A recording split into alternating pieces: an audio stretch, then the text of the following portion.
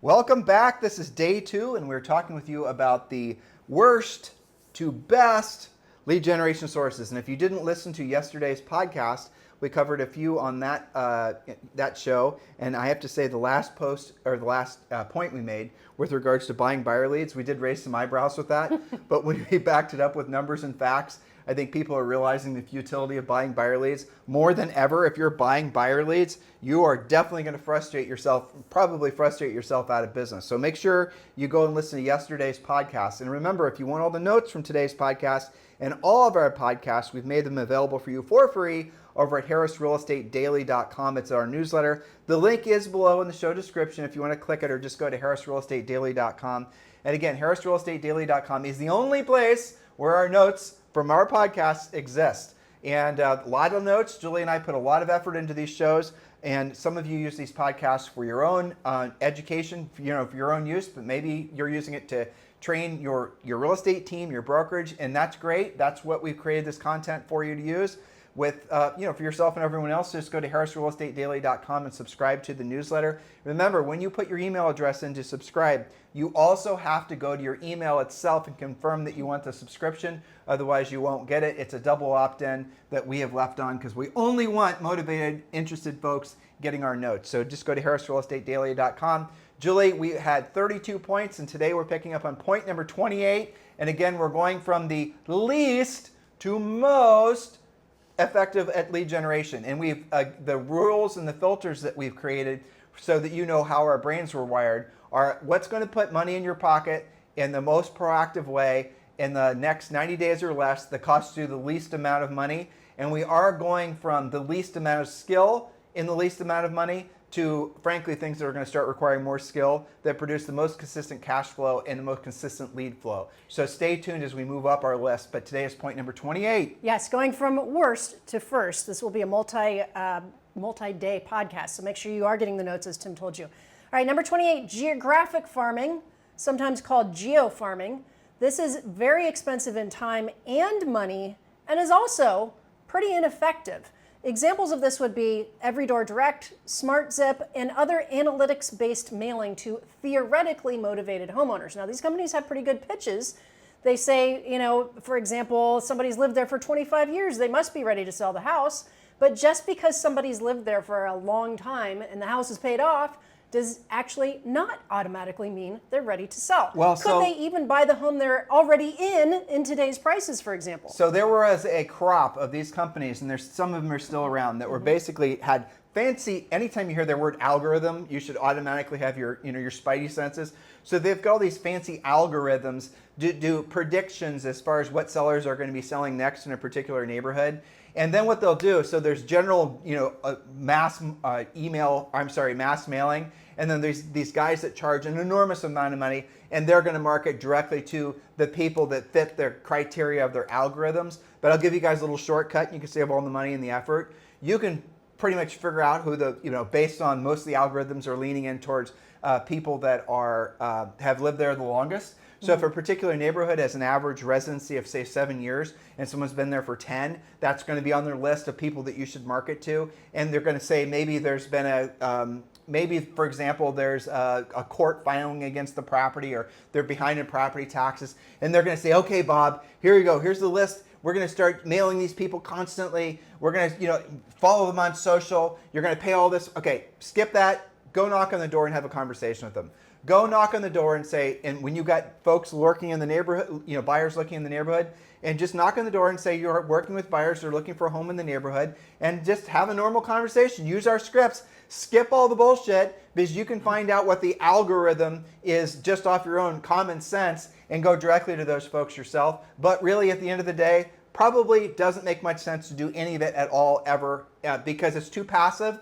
And again, proactive versus proactive versus passive, right? Yeah. Proactive is when you're actually going out there and you're doing the thing, you're having meaningful conversations with people that already have their hands in the air saying, yes, I want to buy or sell real estate. Passive is doing like a huge geographic farm and hoping and praying that when you mail out 1,000 postcards that the 5 people who might someday be thinking about selling their houses think to call you. Well, that's right. So again, it fails our filters, right? It's not predictable or duplicatable. It's extremely expensive, especially if you use these companies.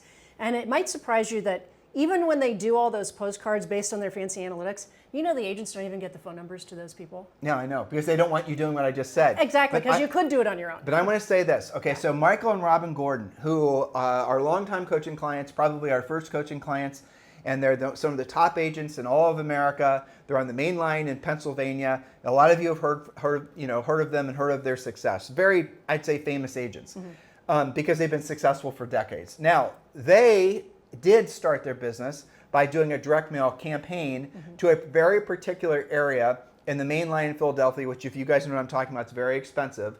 And that's where they mailed these postcards. And the postcards were professionally designed. The postcards were giving a lot of like CMA type information about recent sales and the rest of it. When they started doing these postcards, there were no other agents doing postcards. And these postcards were big and they're expensive to make and they're full color on both sides. And they were spending an arm and a leg. Over time, and by that I mean years, the postcards that they kept on doing consistently would reinforce like the work that Robin was doing. Maybe she was attending a social event. So the fact that someone got to know her at the social event and they got her postcards, then she'd get the opportunity to go list the house. If we were to ask her how many of the listing appointments that she went on that she got strictly from the postcards and there was no other connection to that seller, those numbers are always going to be single digits, because most of the time what the postcard campaigns will do, if the market's not already oversaturated with other agents doing the same thing, it's going to merely reinforce the relationship that you've already started forming with those people in real life. Well, that's right. And remember what Tim said on that, guys.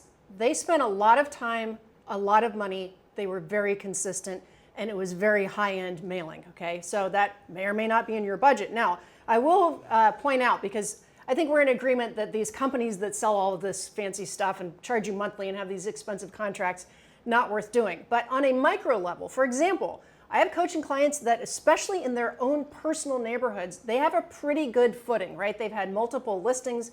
They do big splashy open houses. They run into people at holiday parties, and they are well known. So on a micro level, you can have a campaign like that to reinforce yourself. Okay, but let's stop there, because what you're talking about now is really important, and it's what I wanted to talk about yesterday, actually, but we ran out of time.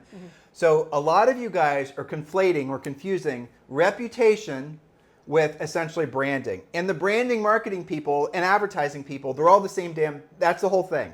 There is no, someone's going to get very analytical and try to explain to me the difference between marketing, advertising, and branding. But just for the sake of conversation, let's assume it's the same thing. So what their marketing, branding, and advertising people are trying to convince you of is that if you do enough marketing, branding, and advertising, that is going to replace the actual time and effort that building a really good reputation takes. Building a really good reputation from having a lot of meaningful conversations with folks, from having actually helped a lot of people buy and sell real estate, takes a hell of a lot of time, takes a hell of a lot of effort. You can't hide behind a keyboard. You can't hide behind a direct mail campaign. You have to actually go out there and do the work. That's the reason the best agents in the world are actually out there doing the work. But what these marketing and advertising people are trying to convince you of is that you would much rather have the leads call you than you calling the leads. How many times have you heard that?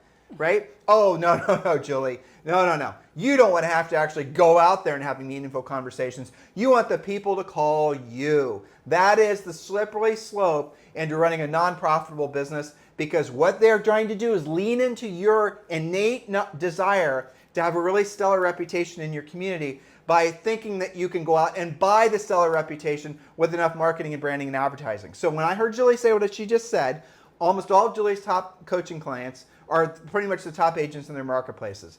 They already have the reputation. They're using the marketing, the advertising, the branding to reinforce the earned reputation they've had over their lifetimes. And it takes maybe 5 or 6 years of working consistently, and then you're going to start seeing the benefits of actually having done the real work and build a reputation. It was Charlie Munger, Julie, that said, don't try to make yourself famous. Make the work, make the benefits, or see, what do you say? Make your work, the results of your work famous. There you go. Make the results of your work famous. In other words, what agents do is they try to make themselves famous in the belief that that's going to somehow generate business for them. That's the marketing, the advertising. That's the ego stuff. Whereas the reality of it is once you've helped enough people, you're going to have people wanting to do business with you because you have the reputation. And I feel compelled to give them this example. Okay. Sure.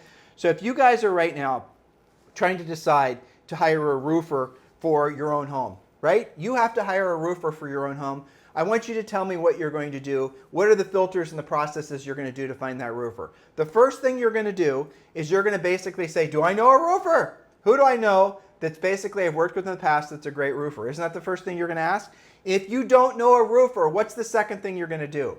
What are you going to do? Are you going to go and call off a billboard? You're not. Are you going to even call off a postcard? You're not. You're going to ask a trusted friend or advisor if they know a good roofer. You're going to ask your neighbor.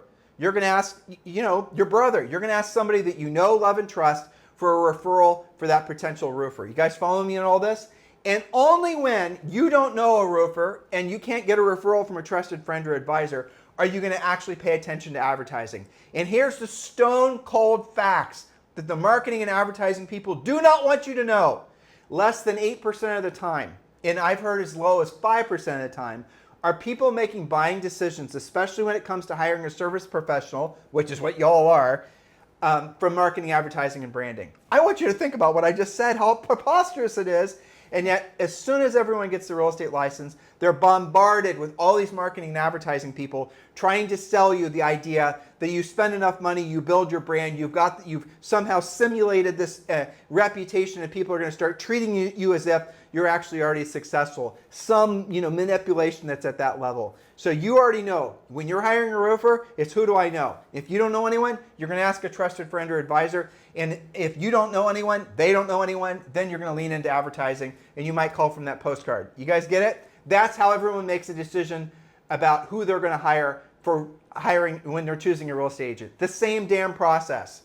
And when you call because you want instant results, of course you do. You're in real estate. You're a commissioned salesperson. You don't have a salary. You want it to work in 30 days, 60 days. Maybe you're really patient. You waited 90 days and it's not working for you. And you call those companies. They all say the same thing. You haven't spent enough time. You haven't spent enough money. You have to be more patient. You have to expand your spend. You have to be sending more. You have to be doing more because you're not making enough impressions. And then you do another 6 months. Or they'll say, oh, your postcards. You need to change your postcard design. Oh, it's your message. You need to you're the problem. You need to spend more money on postcards. You need to do it, not once a month, but 4 times a month. Oh, you've only done it for 2 years. You need to do it for 4 years.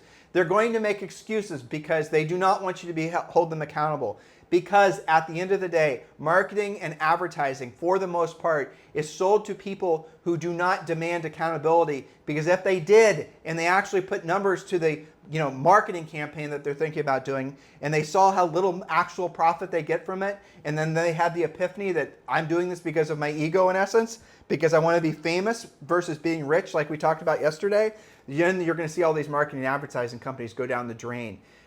This is the unfortunate. Now, this is not true for everything. If you're selling products, then marketing and advertising might work. Like if you're selling Ginsu knives or frying pans or things like that, where you're trying to create the need and create the desire. Like I'm not in the market for Ginsu knives, but if I see a really cool ad, I might actually buy it. I mean, I was on Instagram and I found some cool swimming trunks that I decided to buy. Sure. I wasn't in the mood for swimming trunks, but I like the swimming trunks. You guys see? That's selling a product. When it comes to selling a service, the decision-making matrix that people use is significantly different. Learn from the mistakes of others, opposed to trying to learn from making your own mistakes. It's an old proverb, right? The wise man learns from his mistakes. The brilliant man learns from the mistakes of others. Exactly. All right, point number 27. Again, we're going from least to most beneficial when it comes to lead generation.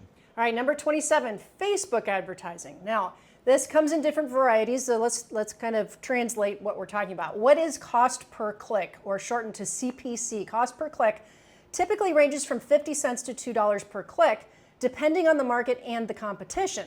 Now, the cost per lead often ranges $5 to $15, although again, it can vary based on targeting and the ad quality. But that's just a cost per lead, guys. That's not a closing. That's just somebody that filled out. Leads, that's just somebody that filled out a form. That's right. Now, monthly budget, most agents start with $500 to $1,500 a month for Facebook advertising. Now, this rate's pretty low on our list because you're spending money before you make any money, and you could get 0 results while you're figuring out the best methods, testing out multiple ads, monitoring your results, tweaking. That all costs you valuable time and money.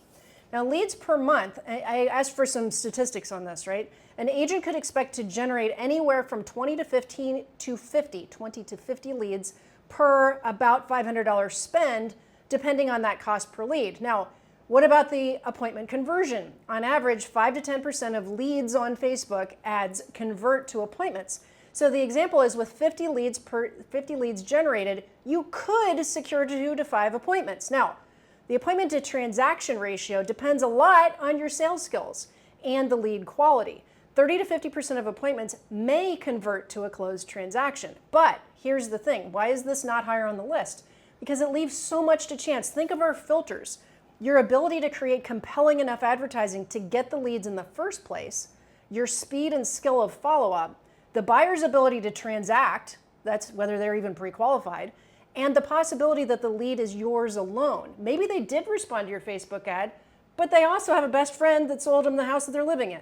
So it throws a lot of a lot of caution out there for this to work, and you could spend months and hundreds or thousands of dollars trying it out. Well, exactly. And just as I was going through there, listening to your points, and you think about spending all that money just to generate, 5 leads, you could have done an open house in the same community that you're trying to target the Facebook ads for, and you could have generated easily 50 leads without having spent any money. Yeah, or time. But again, this goes back to what is your own willingness to actually do what you don't want to do when you don't want to do it at the highest level? Because again, I see it all the time.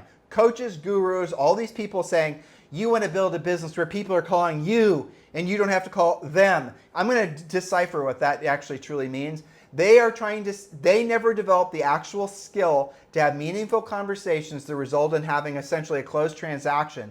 And so they want to tip essentially stack the deck in their favor. And they think that if you are doing a lot of marketing and advertising, that when people call you, that those people, because they're calling you, you're more in control. Then now somehow magically you don't need the same level of sales skill. It's a lie. It's all bullshit. I promise you, intuitively, you should know what I'm saying is true.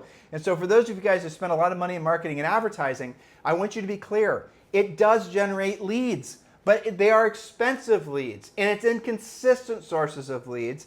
And this is the reason that some of you have needlessly struggled in your careers, because you haven't gotten anything working for you that's a consistent spoke on your lead generation wheel. Julie, let's move right to point number 26. Branding using social media platforms. Typically, this would be TikTok, Instagram, Facebook, etc. While this is entertaining and fun to create, it does pose as work, but it's ineffective overall. It's work theater. Work theater. Now, it should be used in support of your core business, but never instead of it. So, for example, here's something to ask yourself. Remember, we use filters on our statements here. Did somebody go there, say to Instagram, Facebook, or TikTok, to learn about real estate? Or did they go there to watch cute kitten videos? What was their intent? Okay? Well, what's your intent? What do you think their intent is versus why did they go there? That said, there are some specific things that you should be posting on your social media if you're going to be doing it Julie, that support your business. But that's such a good point. Okay, you just said something really important, and I want people to understand it, right? Mm-hmm. I was talking a second ago how on Instagram I bought a pair of swim trunks, which I thought were really cool, okay? Yeah. I had no intent to buy the swim trunks. But buying swim trunks is different than basically, buying or selling a real estate, buying or selling a home. I'm not going to go and be lured in to wanting to work with an agent because I saw, now if it's a cat video with an agent, it's maybe then I'm going to be, Sure. That might work, but I'm joking, but you guys get the point here. So the nature of the business, the nature of the lead source is, like, for example, a high-end transaction, a real estate transaction is different than buying Ginsu knives. So if you're looking, people will spend $50 or less, is what the studies have been shown, on Instagram ads and things like that, because that's a throwaway purchase. If it works, it works. If it doesn't, it doesn't. But when it comes to choosing who they're going to use to sell their home, then what are they going to do? Who do I know who I've bought and sold real estate with before that I know, love, and trust? If I don't know anyone from that, if I haven't used someone before, then I'm going to ask a trusted friend or advisor. And then less than 5% of the time, am I actually going to respond to an ad? You guys get it? You understanding what we're trying to help you understand why marketing and advertising, if you're going to do it, should be reinforcing the proactive lead generation. And I know this flies in the face of a lot of these modern self-help, business expert type people, and all they're doing is saying the same thing continuously, and they're just parroting themselves, and they're not experts at real estate.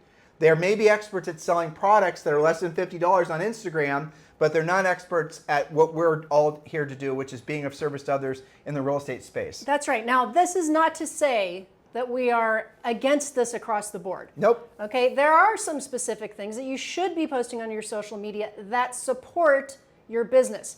If you go to the notes, I put it in the notes, refer to our podcast about this and your daily coaching sessions in Premier Coaching. We did a podcast called Four Super Simple Posts for Social Media. It's your action plan, what you can do consistently.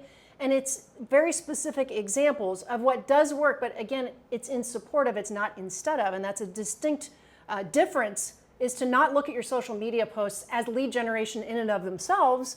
No, you go there to, say, invite everyone to your open house, or to, maybe you're filming your door knocking, which is one of our next points, in a specific neighborhood that you're going after that maybe you have listings in. So we posted that podcast in the notes for you to refer to, because we're not against it universally. But it should be said that the power is in the niches, that is for sure.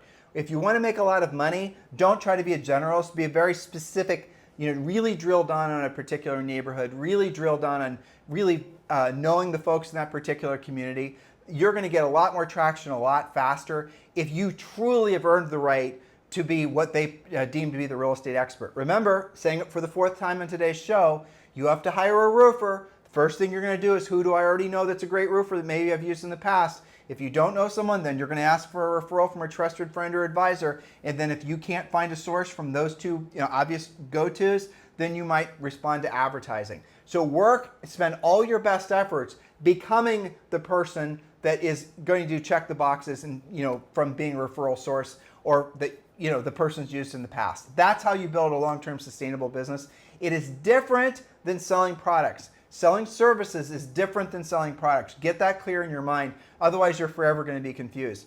By the way, all of you are ready to join Premier Coaching. We've made it very easy for you. You can join Premier Coaching right now for free. Just go to premiercoaching.com or text the word Premier to 47372. Either way, you're going to be jumping onto our website. It's a very simple site. You can sign up for free. You have immediate access for the first 30 days of Premier Coaching, including a daily semi-private coaching call with a Harris Certified Coaching. Harris Certified Coach. Your homework from today's show and every show is to join Premier Coaching. If you're a Premier Coaching client, make sure you're locking in and you're participating every day on the semi-private coaching call. So premiercoaching.com, make sure you do that right away. Point number 25. Cold door knocking. Do you have cold calling in this one too? Yes, but later on. Okay. I believe. Cold door knocking. Cold door knocking related to cold calling. Okay, so cold means there's no reason to believe they're going to buy or sell. You know nothing except there's a door in front of you. Now, how do we assess this? It is cheap or free, but only randomly effective.